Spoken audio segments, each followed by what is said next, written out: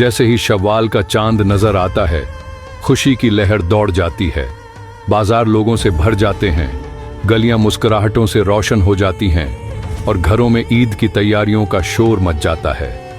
लेकिन क्या हमने कभी सोचा कि इस रात की हकीकत क्या है? चांद रात सिर्फ जश्न और खुशियों का नाम नहीं, बल्कि ये अल्लाह सुब्हानहू व ताला का एक खास तोहफा है। ये रहमत, मगफिरत और बरकतों की रात है।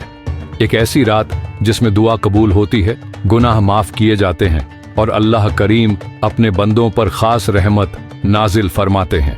लेकिन क्या हम इन बरकतों को हासिल करने की कोशिश करते हैं?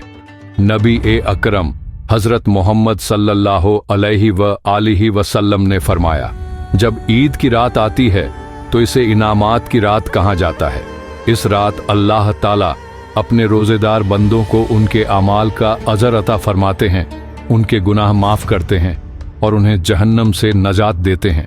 लेकिन सवाल ये है, कितने लोग वाकई इन इनामात के तालिब होते हैं? क्या हम इस मुबारक रात को अल्लाह की रहमत के दरवाजे पर खड़े होकर मांगने में गुजारते हैं, या हम बेमकसद दुनियावी मशागिल में गुम हो जाते हैं? कुरान मजीद हमें याद दिलाता है, फज़कुरूनी अज़कुरकुम वशकुरूली वला तकफुरून। तो मुझे याद करो, मैं तुम्हें याद करूंगा, और मेरा शुक्र अदा करो और नाशुक्र मत बनो। सूरह अल बकरह 252। लेकिन क्या हम इस मुबारक रात में अल्लाह की याद में होते हैं, या फिर हम दुनियावी लुत्फ और फिजूल मशागिल में मशरूफ हो जाते हैं? हज़रत अली अलैहिस्सलाम ने फरमाया, ईद असल में उसी के लिए है जिसके रोज़े कबूल हो गए, जिसके गुनाह माफ़ कर दिए गए और जिसने रमज़ान के बाद अल्लाह की नाफरमानी नहीं की। ये रात रमज़ान में हासिल की गई पाकीज़गी को बरकरार रखने का मौका है। लेकिन कितने लोग इस मौके को कदर करते हैं? इमाम ज़माना हज़रत मेहदी अलैहिस्सलाम जब ज़ाहिर होंगे तो दीन को उसकी असल हकीकत के साथ कायम करेंगे।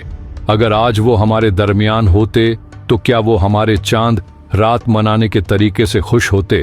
क्या वो हमें सजदों में पाते, तिलावत में देखते, शुक्र और मगफिरत की दुआओं में देखते, या फिर हमें बाजारों, मेलों और दुनियावी लुत्फ में घूम पाते?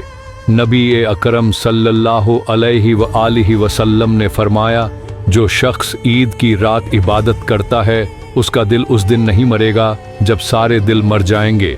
ये रात सिर्फ रमज़ान के खात्मे की नहीं, बल्कि उसकी बरकतों के जारी रहने की रात है। लेकिन क्या हमने इस रात को सच्चे मायनों में अपनाया है, या हमने इसे सिर्फ दुनियावी खुशी के तौर पर ले लिया है? इस चांद रात को हम ज़रा अलग तरीके से मनाएं।